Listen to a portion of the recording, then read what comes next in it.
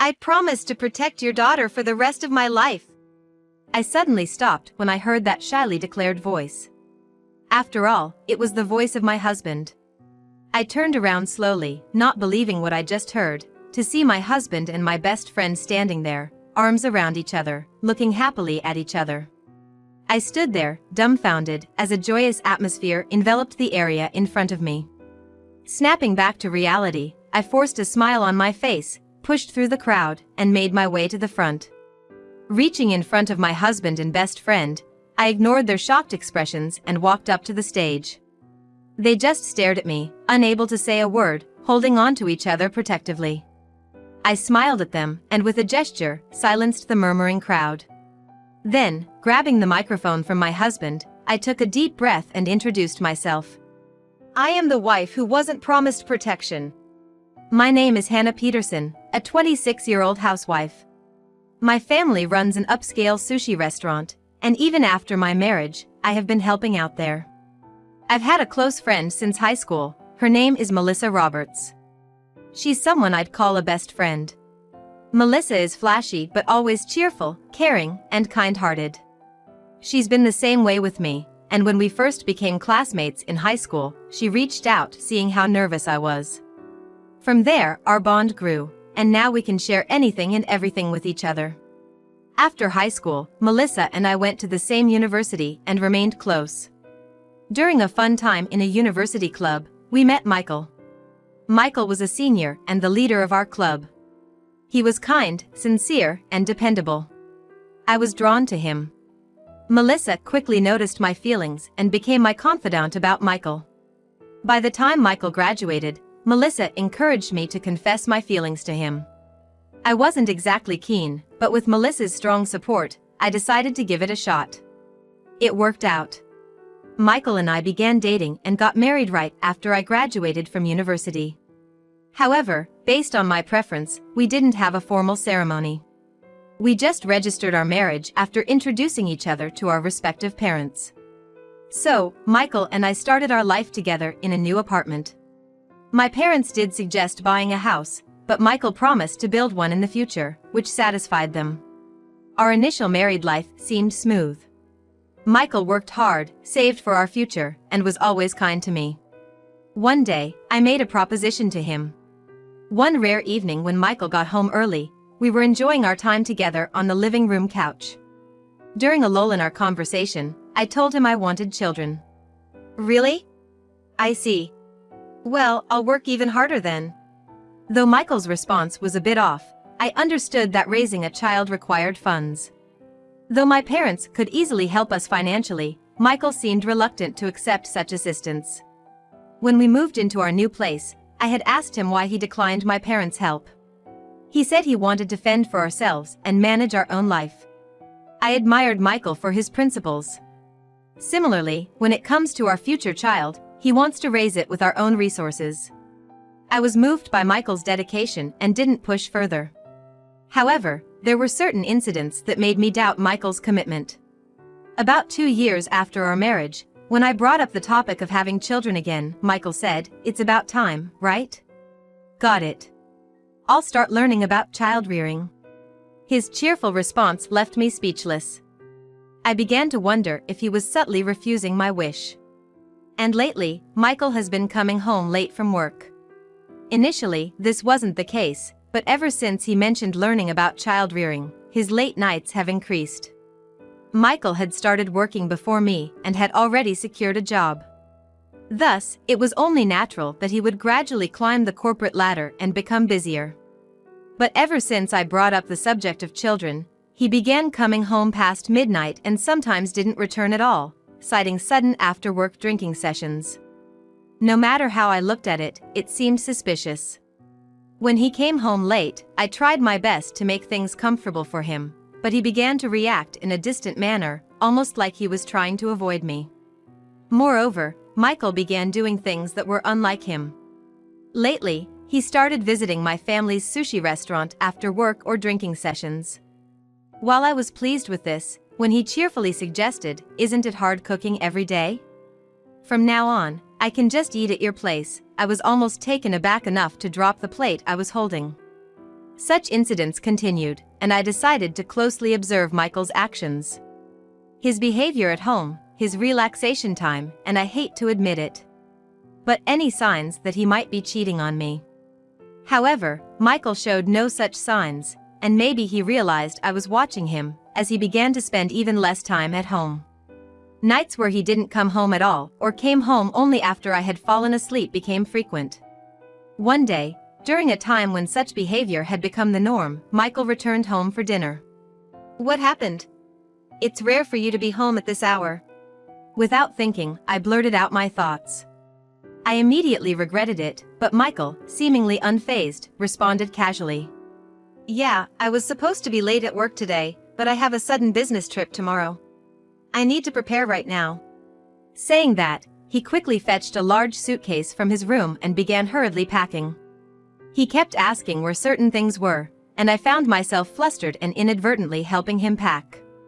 Once most of the packing was done, Michael suddenly said he was hungry. I served the food I had prepared for myself, and he commented, "It's been a while since I had Hannah's cooking. Home-cooked meals are the best." After finishing his meal, he went straight to the bathroom and then to bed. I cleaned up, letting out a deep sigh. The next day, Michael left for his business trip before I even woke up. I wondered when he'd return. He hadn't informed me about the duration of his trip. Although he had packed clothes for roughly a week, I assumed he might use coin laundries and reuse them. Back to the mundane routine of doing household chores, reading books, and assisting in the family sushi restaurant in the evenings. This routine continued for about 5 days, when a call came from Melissa, which was a pleasant surprise after so long. To be honest, given Melissa's affluent background, every time she hosted a party, she favored my parents' sushi restaurant. Since graduating from university, she had joined a company to gain experience before inheriting her family's business, so she probably hadn't had many parties. When Melissa called, my voice naturally lit up. "Hey, Hannah, it's been a while. Could I order sushi like before?" "Long time, Melissa." "Of course, how many servings would you need?" She mentioned it was a smaller gathering this time, so I took an order for 50 servings. To me, that seemed like a large amount, but for Melissa, it probably counted as a smaller gathering. I promptly informed my parents, and given the occasion, decided to personally deliver the sushi to Melissa's house. On the day, once the sushi was prepared, I set out enthusiastically for Melissa's residence. I wasn't interested in the specifics of the party, but the prospect of seeing Melissa made me excited. I rang the doorbell and announced my arrival. A housemaid opened the door, greeted me warmly after such a long time, and ushered me in. I was directed to the hall, where the party was taking place, and began laying out the sushi order. The party was already underway, and Melissa's father was addressing the guests. I tried to be inconspicuous as I worked, but the adults around me paid no attention to me, seemingly indifferent to the caterer arranging the sushi. Just as I was wrapping up, a sudden applause erupted from the adults behind me. I was startled, nearly spilling the soy sauce I was holding, but managed to compose myself. I heard someone ascend a platform and begin to speak. However, the voice was all too familiar, and I froze in my tracks, momentarily paralyzed by what I was hearing. "I vow to protect your daughter for the rest of my life." Hearing this declaration, made with a hint of shyness, my mind went blank. The voice echoing in the hall belonged to my husband, Michael. I turned around slowly, in disbelief, and saw Michael arm in arm with Melissa, both beaming happily. Completely dumbfounded, I scanned the joyous atmosphere before me. Snapping back to reality, I pushed my way through the crowd, determined to confront them. As I approached them, they both gasped in shock. Ignoring their stunned expressions, I climbed onto the stage, and they retreated slowly, looking at me as if I were some sort of apparition. After descending the platform, they stared at me, speechless, clinging to each other as if seeking protection. The hall grew restless, with Melissa's parents urgently questioning the pair. However, the two of them gave no response, just holding on to each other, staring at me. With a smile, I addressed the bustling crowd to silence them. Once they settled down, everyone seemed to be waiting for my next words. After ensuring their attention, I turned abruptly towards the couple and, grabbing the microphone from a flustered Michael, introduced myself confidently. "Good evening, everyone. I am the wife he failed to protect." Upon saying this, not only the attendees but even Melissa's parents looked shocked. Their reactions alone confirmed that this plan was orchestrated solely by Melissa and Michael. Turning to face Melissa, still wearing a sweet smile, I inquired, "So, Melissa, are you getting married? To him? Congratulations." As I spoke, Melissa clung tighter to Michael. Michael, in turn, clung to Melissa, making it seem as though I was the villain in this story. To clear up any misconceptions, I decided to explain the situation to everyone present, except for the guilty duo. "Everyone, while you may have thought today's gathering was to announce this couple's engagement, I regret to inform you that this is not an engagement party but an infidelity disclosure gathering. Please keep this in mind." This statement further heightened the tension in the room, even drawing heightened reactions from Melissa's parents. Thus, I decided to provide a detailed account of the situation and interrogate the two. "First off, Michael here is my husband. Though we didn't have a formal wedding ceremony, we are legally married. And Melissa here, she's been my best friend since high school. So, in essence, I've just been betrayed by my best friend and husband. Do you think this is just a coincidence?" I directed the last part of my statement towards Michael and Melissa. However, there was no response from the two of them, and I just shrugged my shoulders. Then, Melissa's mother said she hadn't heard that I was married. With that revelation, the intentions behind Melissa's actions became clear to me. From the time I got married, or perhaps even before that, Melissa had been targeting Michael. I caught a brief glimpse of Melissa, and she was biting her lip, shooting a glare in my direction. Then, as our eyes met, she suddenly lashed out, saying, "Stop spreading lies. I never betrayed you." Seeing Melissa, who until this moment had been supportive, resort to such unconvincing defenses, I sighed and continued with my narrative. "Everyone, did you hear that? Melissa claims she hasn't betrayed me. But what exactly does she mean? Who was it that fully supported my relationship with Michael, and who celebrated my marriage announcement the most? So, who exactly is this Melissa who now stands with Michael, intending to marry him behind my back? Enough of your insinuations. Someone, get her out of here." Melissa's voice pierced the room with a sharpness. However, Melissa's father, with a stern voice, silenced her. Apparently, the parents, who had been unaware of the situation until now, wanted to hear the full story. With that understanding, I decided to address the room, especially Melissa's parents, to make them fully aware of the situation. "As I mentioned earlier, it's thanks to Melissa that Michael and I started dating. And when I announced our marriage, she was the most joyous. Yet, why now is that very Melissa attempting to secretly marry Michael? Can you explain this, Michael?" Turning my attention from the now furiously blushing Melissa to the flustered Michael, I awaited an answer. As expected, Michael, after being directly called out by me, trembled and stammered, unable to articulate a clear response. Running out of patience with his evasiveness, I carefully chose my next words to provoke him, pressing once again. "I'm asking you, while being married to me, why are you trying to marry Melissa? Was your earlier vow to protect her for life a lie? Or was our marriage itself a lie?" "I've never lied." Michael's voice rose defensively, as if trying to prove his sincerity. Regardless, his words sounded insincere, but at that moment, it didn't matter to me. "Oh, really? Then isn't this situation odd? Being married to me while vowing to protect Melissa for life? Sorry, but in this country, we neither have polygamy nor do we accept bigamy." Upon hearing this, Michael, looking like he was on the verge of tears, began his confession. "It's not like that. I mean, initially, I did want to marry Melissa. But I believed she'd never be interested in someone like me. However, seeing you always with her, I thought if I could get close to you, maybe, just maybe, I'd have a chance with Melissa." Listening to this, my anger boiled, But I pretended to remain calm, ensuring everyone present heard everything. So, you approached me to get to Melissa? And you've been avoiding conversations about having children because of her? That's right. I mean, if I had a child with you while planning to marry Melissa, how could I ever leave? Though I had hoped he'd deny it, Michael confirmed everything. Without waiting for my response, Michael began to spill everything.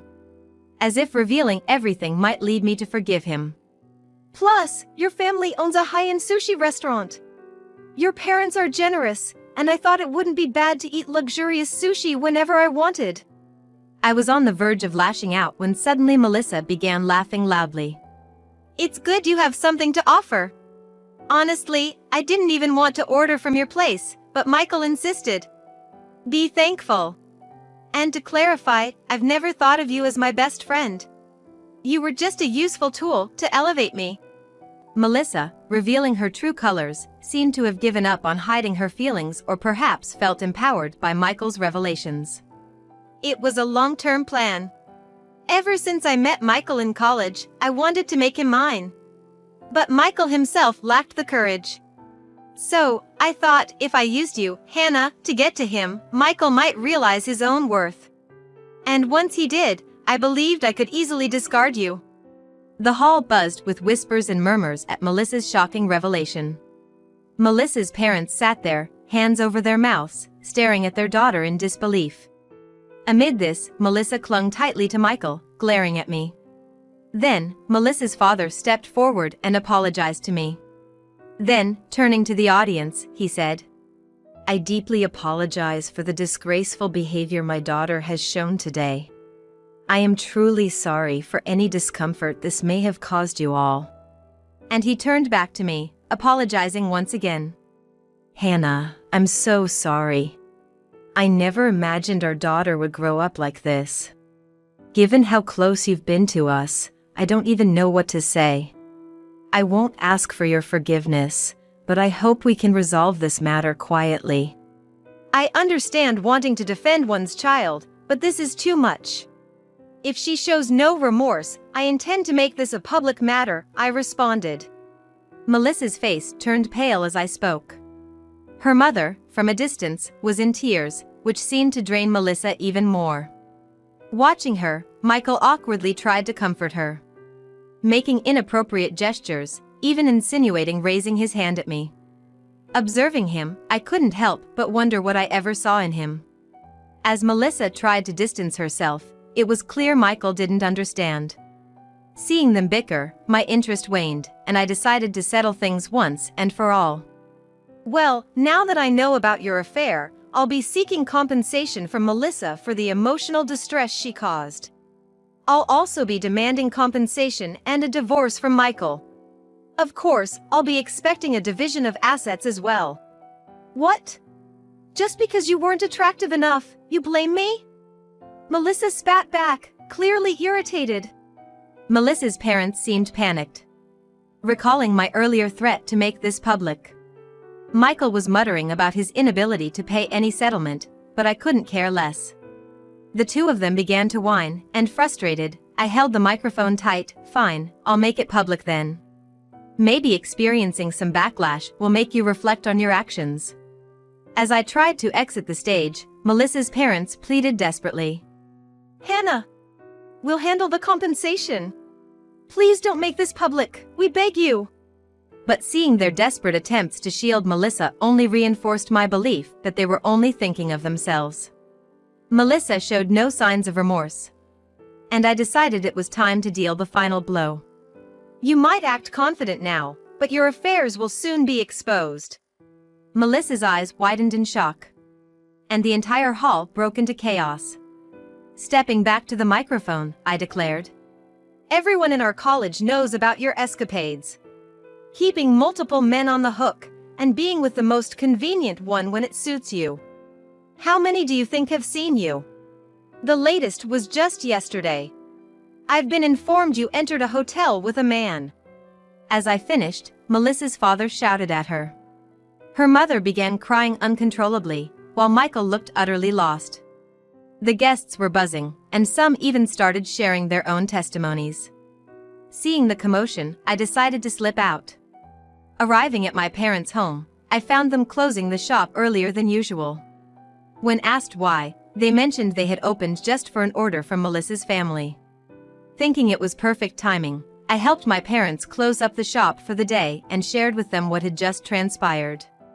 They were outraged, but I was desperate to prevent them from getting involved, fearing our family business might suffer from bad press. Thankfully, my parents understood and we discussed our next steps. Divorce from Michael was a given, and any discussions with Melissa's family would be through a lawyer. Michael, being as unpredictable as ever, initially resisted the idea of a divorce. But, once I threatened to expose our situation to his parents, he quickly agreed. Even though society might frown upon divorce, it felt like he never truly grasped why we had reached this point, which made my anger flare up once more. Thankfully, his parents seemed reasonable. They apologized over the phone and even visited in person to offer their apologies. They also assured me that Michael would pay a substantial amount in alimony, which was a small consolation. The real issue was Melissa. Despite our agreement to communicate through lawyers, she had the audacity to visit without prior notice, insisting she needed to talk to me. Of course, our shop was open as usual that day, and I couldn't just turn her away, so I let her in. Mom and I sat down to chat with her, but Melissa's parents seemed to be desperately trying to hand over a paper bag without explaining what was inside. When pressed, all they would say was, "It's just a token of our feelings." Growing impatient, I pressed further, only to learn it was their attempt at compensation. Melissa didn't even bother showing up and just sent money as if that would settle everything. Both my mom and I lost our temper. I asked if they preferred the police getting involved for disturbing our business or if they'd just leave without causing any more problems. Melissa's parents quickly scurried out. After all that, I was able to finalize my divorce and regain my freedom. I never heard from Melissa and her lot again, and my shop continued to thrive as usual. Still, having experienced such turmoil in a place I was so familiar with left me feeling unsettled. Upon my parents' advice, and with a steady income in hand, I decided to take a leap of faith and move far away from my childhood home. In this new place I'd chosen, I was determined to bring to life a dream I'd always had, albeit a vague one. I've always had a passion for cooking, especially baking. I cherished memories of taking my homemade treats to school and watching my classmates enjoy them, and I'd always harbored the dream of opening my own cafe. Fortunately, I had some savings, so as I relaxed in my new apartment, I began planning my future cafe. Despite the challenges I'd faced, thinking of what's to come fills me with excitement and an overwhelming sense of joy.